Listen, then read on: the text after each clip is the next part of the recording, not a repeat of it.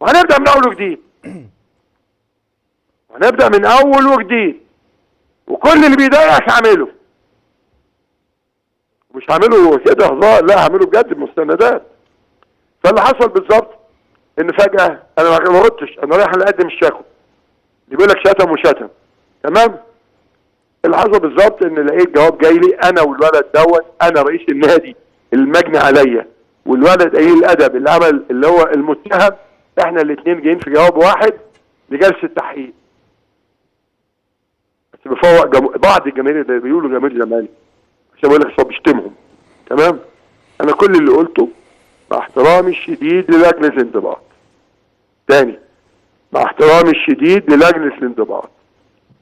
في حد عمل مصيبه في جهه ما، في هيئه ما، بعد ما قلت الكلمتين دول مجامله ليهم، تمام؟ انا مش هتكلم فيها دلوقتي. انا مش هتكلم فيها دلوقتي، عامل مصيبه. حاجه بعد ما اتعملت لصالحي، تمام؟ بعد 15 يوم اتغيرت ضدي، بس مش هتكلم فيها دلوقتي. تاني، ويا اللي فاهمني افهم انا راسه ايه وانت عملت ايه. وقلت اصل اخطاء لغويه بنصلحها، والاخطاء اللغويه دي قعدت 15 يوم، بقيت معيدنا تاني الورق عملنا ضد. مش مشكله، الموضوع ما يهمش الراي العام، يهمني انا شخصيا. بس بوريكم اللي بيحصل، تمام؟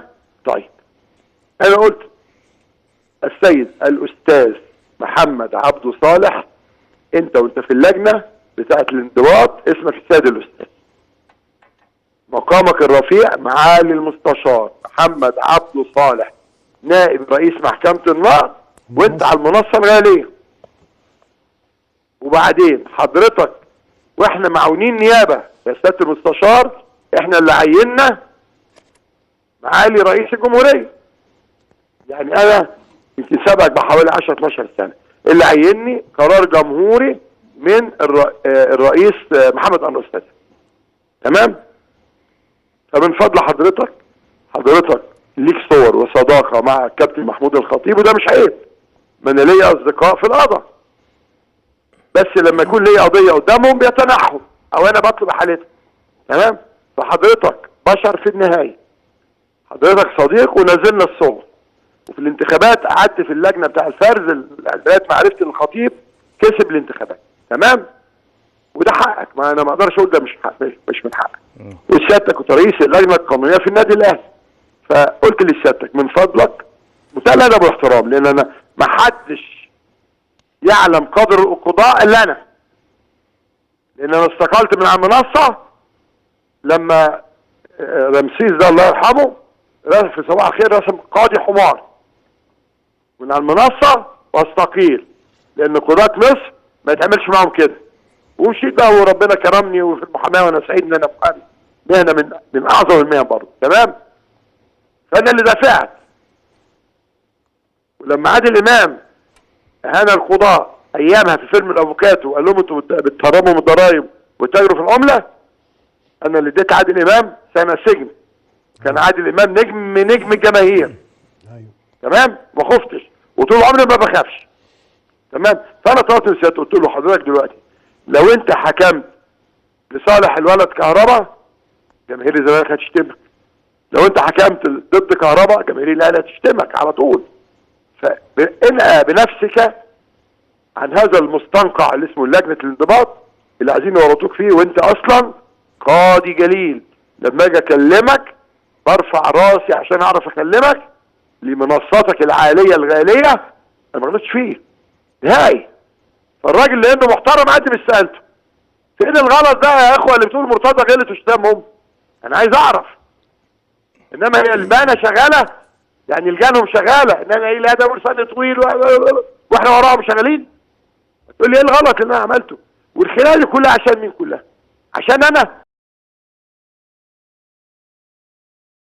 اللي عمله دون. لا غير مقبول، وحطه صح، غير مقبول. ينفع؟ لا طبعا. امشي. طب ما امشي انا لو ما قدرتش ادافع عن الزمالك وجماهيره وكيانه وفريقه، امشي وتاريخه، امشي. انا 5 مرات راجل رئيس نادي، امشي على طول من غير هزار. واحنا لحد اللحظه دي احنا مش عارفين مصير الشكوى او مصير لجنه الانضباط ايه يا باشا او ثانية هيتحط واحدة. فيها ولا الجماهير الاهلي او كهرباء. العقوبه ايه؟ اصبر. تمام. طيب الناس احترمت نفسها ومشي. طب هم قدموا الاستقاله لمين؟ اتحاد الكوره. لجمال علام، مش كده؟ نعم. يبقى انتوا شغالين عند جمال علام. يبقى يملك انما نعم. القاضي المستقل يقدم استقالته لوزير العدل ورئيس مجلس القضاء الاعلى. احنا اتعلمنا كده. ما هو اللي يملك انه يقبل استقالتك يملك انه يفصلك. ومين جمال علام بالنسبه لك؟ يا معاون نيابه، مش بقى نائب رئيس لا، مين جمال علام اللي يقف انتباه قدام معاون نيابه لسه متخرج امبارح؟ انتباه تاني، يقف انتباه. ليه؟ لان معاون النيابه ده قاضي تاني، قاضي يمثل ربنا في الارض. ربنا حرم القتل مش كده؟ نعم. ولكن الوحيد اللي اداله الرخصه القاضي، هو مش بيحكم بالاعدام. هو القاضي ده مش بيحكم باعدام بني ادم. مظبوط؟ نعم. فاذا كنت انت بتمثل ربنا في الارض، دي هيبتك وقيمتك. احنا ما غلطناش فيهم، بالعكس ده انا خايف عليهم.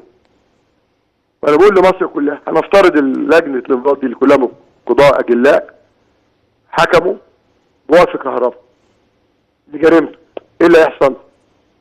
جميل انا هشتم وبتجامله عشان رئيس النادي كان رئيس محكمه وبتجاملوه وخايفين من الزمالك وخايفين من لسان مرتضى المصري، مش ده اللي هيحصل.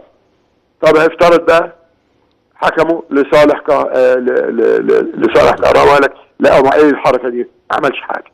تمام؟ جماهير الزمالك هتشتم وانت بمنع عن كل ده خالص. انت في حته تانيه، قاضي جليل، انت قاضي جليل وانت عارف قيمتك واحنا عارفين قيمتك، ومن على المنصه تحكم باعدام بني ادم. هو الاعدام دون الموت ده مش في ايد ربنا سبحانه وتعالى، اداك الرخصه، ربنا اداك رخصه. نرجع بقى للاخ جمال علام. طيب محدش جه ناحيه جمال علام ولا الاخوه اللي معاه. اللي بيسال يا استاذ جمال هو انتوا ليه يا استاذ صبحي ليه اتاخرتوا في القيد؟ انا عندي فترتين قيد. نعم. الفتره الاولى بعد نهايه الدوري بتاخد شهر اجازه. لو رحت قيدت في اخر يوم تبقى انت بتحرك. ليه؟ لانك انت قدامك شهر واللعيبه خلاص ما بيلعبوش. اللعيبه ما بتلعبش، فانت المفروض من اول يوم تقيد، واحنا بنعمل كده. صح. فتره القيد الثانيه دي لا، ده انت بتقيد واللعيبه شغاله. بالظبط. انا سموحه مش هسيب لك شبانه الا اخر يوم، عايز استفيد منه. انا البنك الاهلي عايز استفيد من ناصر. انا اسوان عايز استفيد من احمد الحاج. احنا ما تاخرناش، ودليل على كده اخر يوم في القيد الاستاذ الفاضل شافعي صالح رئيس مستشار شافعي رئيس نادي اسوان جايب لي الاستغنى. نعم. اخر يوم. تمام. البنك الاهلي الاخوه المحترمين جايبين لي برضه الاستغنى في اخر يوم. تمام، لانه عايز يستفيد من اللي عنده لاخر يوم وده حقه، ولو انا كده عامل كده. نعم. خلي بالك هو لو اتاخر لاخر يوم يا ابني انا مش في ايد انا ده في ايد الانديه اللي خدت منها اللعيبه. هو محتاج لعيبه اللاعب بتاعه لاخر ثانيه عنده. نعم. وده حقه. تمام؟ طيب ولادنا راحوا في الميعاد وحطوا الولاد على السيستم في الميعاد، وزي ما الاخ ميدو قال لك في تسجيل وفي قيد. التسجيل ده حق للنادي، مسؤوليته يعني مسؤوليه مش حق، مسؤوليه النادي انك تسجل في الميعاد. خلاص؟ واديكوا جبتوا الولد اللي اسمه شريف قال لك لا احنا رحنا بعد ما اتقفل رحنا الفجر الساعه 5 الفجر. شريف عبد الفضيل لاعب الاهلي. المهم يعني خلاص. طيب ده الميعاد، انا سجلت في ميعادي ده واجب عليا. طب لو ما سجلتش في ميعادي مسؤوليتي قدام جماهيري وقدام قدام كل ما ينفعش. نعم. طب انا رحت الساعه كام؟ انا كمرتضى رحت 11 والعيال سجلوا. تمام. القيد مسؤوليه اتحاد الكوره. اتحاد الكوره المهزله اللي حصلت، انا قلت لكم عندي فيديو من ساعه ما دخلت لغايه ما قلت السلام عليكم الساعه 3 الفجر. كل اللي مرتضى منصور بتاريخه بحجمه يروح لهذا الاتحاد عشان يقيد لاعب، يبقى اذا انا كان في ضميري ما عنديش مشكله. واللي قال لك دخل شتمهم، قول له كل فشار متسجل من ساعه ما دخلت وبوس واحضان وسلام وقاعدين، ووليد العطار متصور وبيتكلم حازم امام ويقول له لا، كل ده متسجل. بس انا لو زهقت الفيديو انا خايف على اعضاء اتحاد الكوره. نعم. شوف لغايه لحظه اخر لحظه. نعم. مهزله انا عشتها من 11 ل 3 الفجر. قلت تاني مهزله يقودها حازم امام اللي احنا لسه منزلين له الفيديو بتاع دلوقتي، يقودها حازم امام. وطلعت قلت ان ما كنتش حدش كلمني، اديك عرفت. انت عرفت اهو. يعني انا عايز اعرف، ادي 1 2 5 مليون لا، اتبعت 5 مليون عصام لما 5 مليون لا. لا. طب ما لما يطلع من غير رصيد حاكمني لا. طب تحولت حق ايه من الشركه الراعيه، وكلمت الاستاذ حمدي مدير المالي الشركه الراعيه. تمام، وقال لهم ابعت لكم 10 مليون يوم الاحد، لا هم كانوا عايزين 5. طيب انا ليا 9 مليون في الولد سيف اللي جايين من الفيفا عليهم هم، خدوهم لا. ليه؟ انا حزومه، انا هربيك يا مرتضى. لا تعرفش تربيني يا ابني، ما تعرفش، خلي بالك. واوعى تنسى انا اللي سفرتك ايطاليا تلعب، مستشار جلال كان رافض، وانا اللي رجعتك لما فشلت هناك. بفكرك بس، انا اللي مرجعك لما فشلت، رجعتك. تمام، وانا اللي عينتك مدير كوره على مستوى الشخصي مرتضى، وانت اتعينت من الثلاثه دول تبقى عضو مجلس نواب عشان انك زمالك. طب الزمالك ما حدش هيعينك عشان الزمالك، وخدوك اتحاد الكوره عشان الزمالك، بس انت بتدمر الزمالك. بتقول غل يا اخي، انا لسه بايع لك دلوقتي تقرير عنك وحزومه وجاب جون ومنين والكلام، والشربيني عمال يروقك. خلاص. طيب انا بطمن الناس، احنا لغايه النهارده احنا عايشين في المهزله دي. بس المهزله دي هتنتهي بايقاف النشاط الرياضي في مصر. انا بقول لكم اهو، لان ده اسمه لعب بالنار. عايز تخش في معركه مع مرتضى، انا قدك وقدود، رجع من الزمالك. هو انت لما وقفت قيد اللعيبه الثلاثه، خلي بالك، هل ده معناه انك ضريت مرتضى؟ لا. هل معناه انك جيشت رجاله مرتضى يجولك؟ لا، انت جيشت 50 مليون يجولك. انت اللي عملت كده في نفسك. ويقدروا يمنعوك من دخول المبنى الاتحاد، لان جماهير الزمالك محترمه ومتحضره، بس الظلم زاد.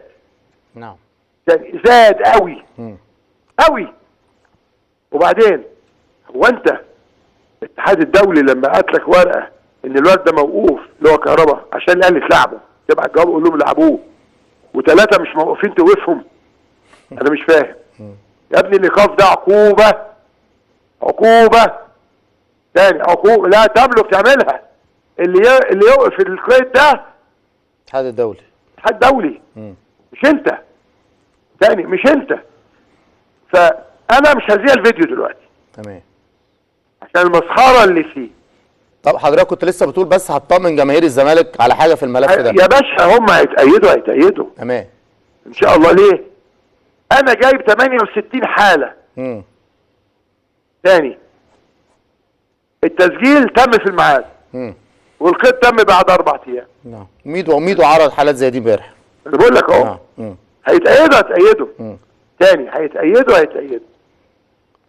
بالادب، تاني هيتأيدوا بالادب، لان مش من سلطتك توقع عقوبه. انا قلت كده والله. وقف قيد من غير عقوبه جايه من اتحاد الدولي. طب انا عندي معلومه معلش، ان في اجتماع، يعني حد من اتحاد الكره، انا كنت بغطي اتحاد الكره وزاره الشباب والرياضه، ان في دعوه للجنه شؤون اللاعبين ان هي هتجتمع عشان تطلع قرار باستكمال الاجراءات الماليه لنادي الزمالك في هذا الامر، ويبتدي الموضوع بعد طبعا تقديم شكوى للجنه الانضباط اللي مش عارف هي. بص احنا النهارده ايوه بعت 5 مليون كاش. تمام. راح وليد العطار سريعني كويس جدا. تمام. بس للاسف ما كانش فيه، انا برضه بفترض حسن النيه ما كانش حد في الاتحاد. مدير المالي خد 5 مليون كاش وراح بيهم. تمام. فالاخ وليد اعتذر لامير، قال له مفيش حد في الاتحاد، هنبعته بكره الصبح. ماشي. تمام. ويوم الاحد هديك كمان 5 مليون لما البنوك تفتح. موضوع سهل جدا. اللي يقول لك بقى هيشتكي بايه؟ ده شريف عبد الفضيل قال لك ان انا اتأيدت الساعه 5 الفجر وعندنا بقول لك 68 حاله. نعم. المهم التسجيل في الميعاد، دي مسؤوليتي. تمام. نرجع بقى لأهم حاجه. انا اتحمل واتفهم موقف موسى على تامر على شوبير على دول، يعني خلاص دول خدامين لمحمود خلاص. لكن انا مش متصور ان في ناس في الزمالك منتمين للزمالك يقل ادبهم تاني، يقل ادبهم يقول لك لا اصل مش هتعمل اي كلام.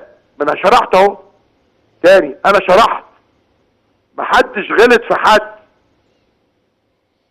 لما بقول حقيقه. انا قلت اهو مين عينكم اهو، هتقول لي بشتمكم؟ لا ما بشتمكوش. وبعدين هو واحد من ابنى الرجال في مصر واتحاد الكوره اللي هو مشهور. نعم. مين اللي مكرم الشهيد ابنه؟ نعم، نادي الزمالك مع حضرتك. نعم. مش كده؟ خالد زرندالي مين اللي عمل مؤامره عليه عشان يسقط؟ انا خطيب مش انا. بركات طول عمري بقول، طول عمري بقول ده زملكاوي ولد محترم ودمه خفيف، فكرني بمنير مراد، واخد بالك شكله حركاته. تمام. محمد وفا شخصيه محترمه جدا جدا جدا. وكان لما تشوف الفيديو اللي اتصور الراجل قاعد محرج لانه صعيدي جدع، صعيدي راجل في منتهى الحرج. وكل شويه يقول له طب كلم اسمه حازم، طب كلم مش عارف مين. مش هو ده الاتحاد؟ اما انت يا جمال يا علام عامل نفسك زملكاوي عايز تثبت الناس انك مش زملكاوي. لا هذا شرف لا تنوله يا جماعه. انا قلت قبل كده وكيل نيابه ورئيس نيابه ورئيس محكمه وعضو برلمان دولي ومؤلف كتب في القانون، كل دوت. لكن فوق كل دوت الريش على دماغي زمالك. شرف ان معلق تاج على دماغي اسمه رئيس نادي الزمالك من كل الحاجات دي كلها، ومحامي من اكبر كل دوله. يعني محترمنا كل المناصب دي ربنا اداها لي الحمد لله، بحمد ربنا. زمالك يا جماعه تاج على راسنا كلنا. فالعيال اللي عماله تقل ادبها طليانو مختلط وسفلات وقله ادب، ولجنه حسين لبيب شغاله، ولجنه هاني زاده الحرامي. انا بقول ارفع عليا قضيه اللي زور ورق في قبرص عشان الواد ابنه ما يخشش جيش، ولجنه اسمه ايه دون هاني شكري اللي عمل فتنه طائفيه وراح اشتكاني في الامم المتحده ان انا عندي ان انا ايه عنصري وبصيت الاخوه الاقباط. اي كلام، اي قله ادب. تمام. والعيال الصغيره الواد بطاطس دون المزور اللي انا طلعته من السجن هو واخوه. تمام. اللي كان شغال 24 ساعه ولا ليه. بص انا قلت للناس اللي بتبعت لي الحاجات دي انا مش شايفهم، والله ما شايفهم، اقسم بالله ما شايف العيال دي. واي حد بيبعت لي كلام من العيال دي بقول له ما تبعتليش، انا اصلا مش شايفهم، خليهم يهوا. تاني رئيس النادي ياخد 14 بطوله كره قدم في 4 سنين؟ لا ده رقم قياسي. اللي ياخد 40 بطوله او ولا 50 بطوله في الاربع 5 سنين في كل الالعاب ده رقم قياسي. ال 24 ساعه احمد وعنده غلطه مش شايف الاستاد، وهيصوروا بقى ساعه يبتدوا الافتتاح هناك الاسبوع ده بالكتير. بشكر الدوله المصريه طبعا والشركه اللي هي شركه المقاولات. واحد كاتب بيقول لك ايه، مرتضى قال مرتضى قال ان وزير الشباب والرياضه قال هدفع الفلوس، يعني هبعت لهم فلوس